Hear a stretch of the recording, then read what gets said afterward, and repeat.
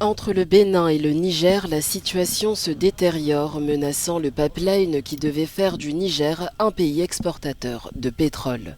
Niamey envisage ainsi de transiter le pétrole par le Tchad et le Cameroun, une option que certains experts jugent complexe à mettre en œuvre. L'option de Tchad n'est pas une solution simple parce que elle veut dire qu'elle sous-entend qu'on construit un nouveau pipe. Il faut trouver un investisseur. Est-ce que les Chinois qui ont déjà investi dans le pipeline vers le Bénin vont encore investir dans le pipeline sur le Tchad? Toutes ces questions-là ne sont pas réglées, à mon avis.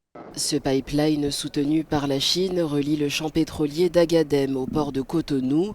Destiné à quintupler la production pétrolière du Niger, le projet est entravé par des défis diplomatiques et sécuritaires. Le Niger étant devenu producteur du pétrole en 2011, il n'y avait pas cette insécurité.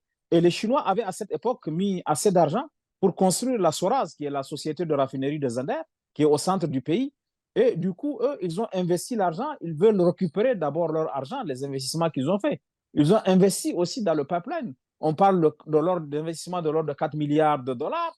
Donc, c'est de sommes importantes. Et pour les Chinois, il est important que l'exportation puisse continuer pour qu'ils puissent récupérer tous les investissements. Les enjeux économiques pour le Niger sont énormes, notamment après le coup d'État du 26 juillet 2023. Le pays compte désormais sur ses exportations de pétrole pour stabiliser son économie. L'exportation du pétrole est un vrai enjeu pour le Niger parce que le Niger compte là-dessus pour contourner la dégradation de ses relations avec la communauté financière internationale.